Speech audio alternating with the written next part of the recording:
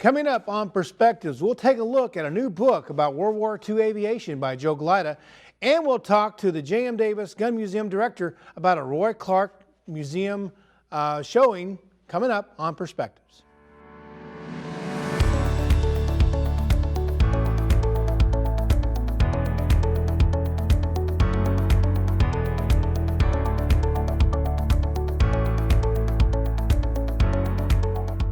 Hello everyone, I'm Royal Ailes in for Sam Jones today.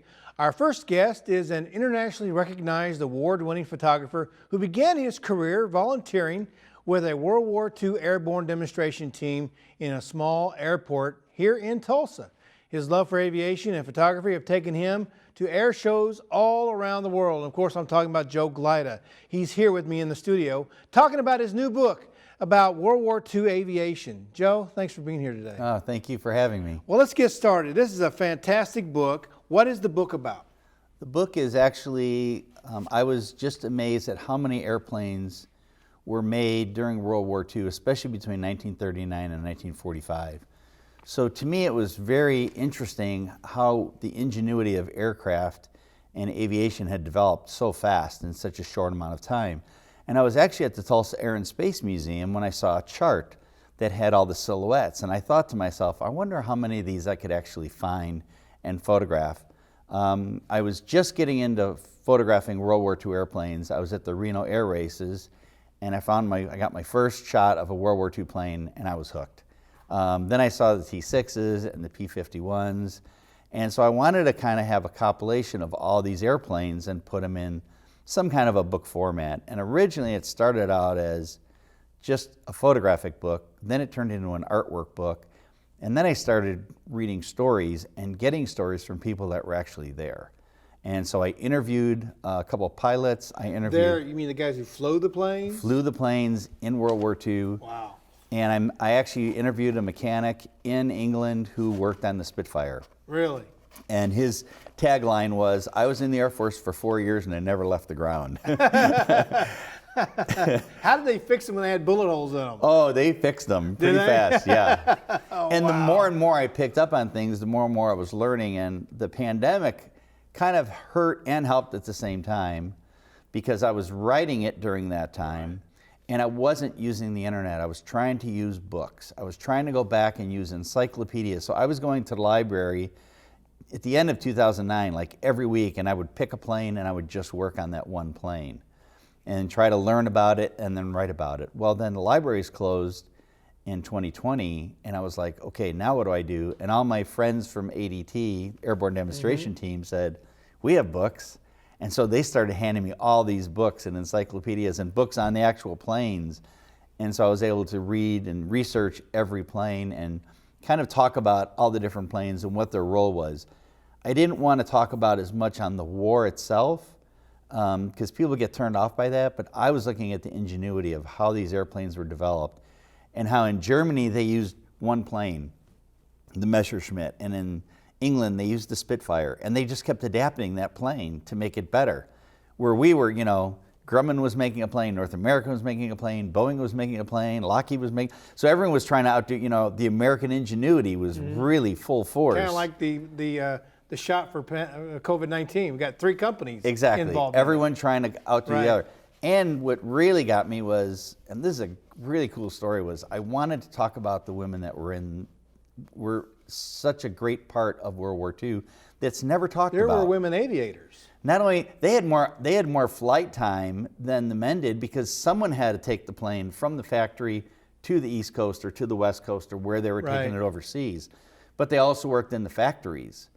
And I was working on the book one day and you know, everything was going wrong. I couldn't find the right image. My printer wasn't working and the ice cream truck showed up. So I thought, well, I got to take a break. And I went out for some ice cream across the street. In Jinx, America. And 2020, where everyone sat on a driveway, my neighbors were sitting out like we did every day.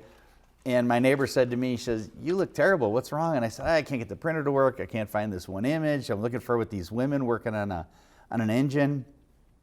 And he said, well, you know, my great-great-grandmother worked in a factory. And I said, she did? And I said, do you have a picture of her? And he's like, matter of fact, I do. And he gets up, he walks in, he comes back out with a framed picture.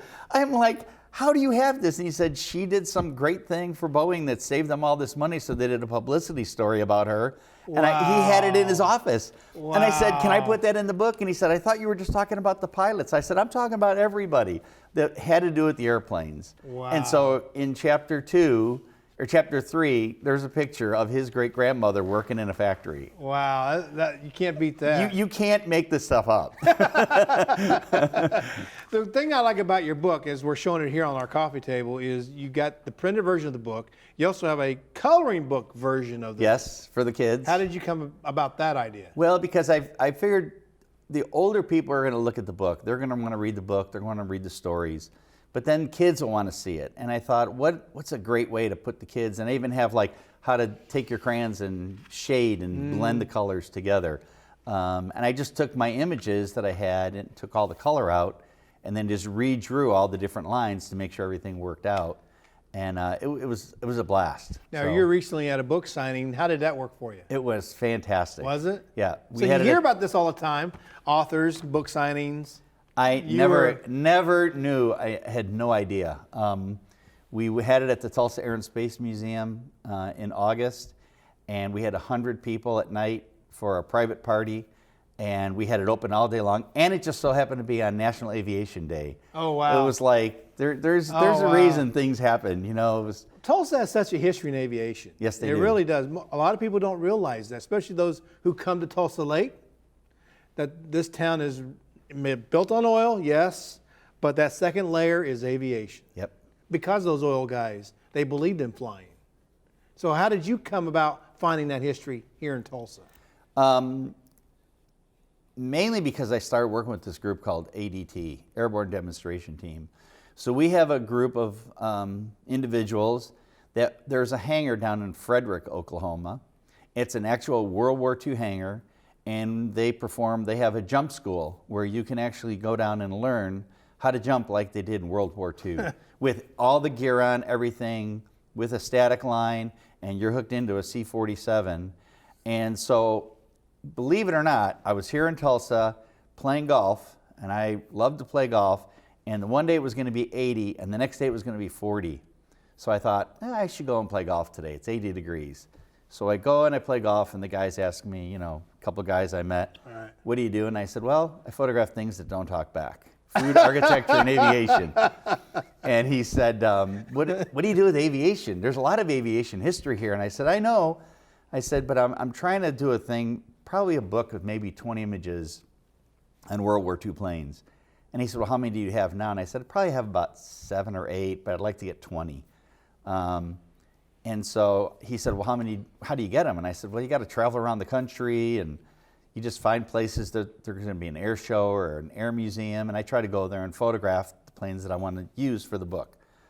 And so he said, well, which ones do you need? I said, I still need a B-29, a B-24, a C-47, and a P-47. I still need those.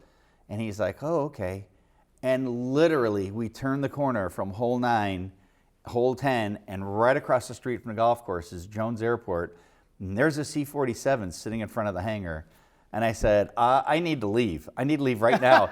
And they said, we still have 9 holes to play. And I said, no, you do. I don't. I ran home, got my camera, went back over, trying to talk to someone, whoever I could talk to in the hangar.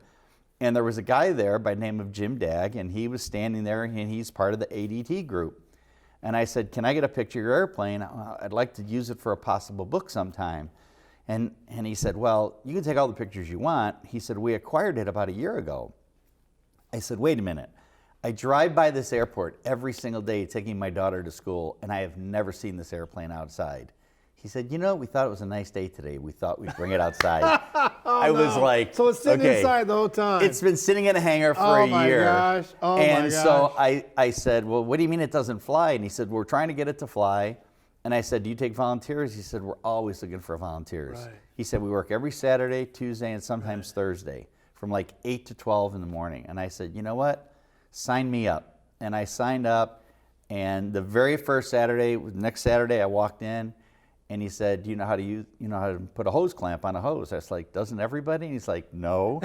And so my dad was an airplane mechanic. Right. So he taught us how to use all these tools when I was younger. I just didn't think I would ever be using them. Right. And here I am, I'm in the wheel well putting a Wow. hose clamp on, and there's guys there that are inspectors and people that do this all the time, and they watched over what I was doing, and they sort of took me under their wing and been having a blast ever since. Well, not only do you have a coloring book, but you also have these, which are the greeting cards. Greeting cards. And then what is really cool are the playing cards that... Opposing forces, American versus Japanese, and then this one has the Corsair and Japanese, and that's the Spitfire against the 109. You aviation buffs out there who like to watch RSU Public TV, you need to get a hold of this guy and start ordering this stuff because you'll have a blast. If they want the book or they want the cards, the greeting cards, how do they get a hold of it? We're working on a website right now because we're trying to add some of the stories that we're picking. I'm getting even more stories now. It's WWWII Okay. So it's World War II Aviation.art. So get a hold of him and get the book. The book is a fantastic book to your collection. But what I like about it is the kids can get involved. And as you know, here on RSU Public Television, we're all about the kids and wanting them to get involved because it's educational. It is. These kids don't know what these planes were all about back in the... I remember these planes because I grew up with models, building them on the kitchen table as a kid in Delaware County, trying to figure out how this thing go together. So I can remember these old fighter jets. So when my dad and I would build model airplanes, Right. one of the things he would do is he would always paint the inside of the wheel wells with this lime green color, which I Right. thought was just, isn't it black and dirty and greasy in there? He's like, no, it's lime green. It's the zinc chromate that they would use to keep the plane from falling apart. So when we were putting the book together and I talked to the printer, she said, what color do you want the headband? And I was like, what's that? She said, it keeps the book from falling apart. And I was like, let's make it lime green. There you go. And so if you look at the end of the book, I have a little lime green headband. It's holding the book together. That's fantastic. Well, thanks for being here today. I appreciate it. Thank you so very much. I appreciate it. We'll be right back. We have more to coming up about Roy Clark. You'll be really interested in knowing what's going on there at the museum. We'll be right back.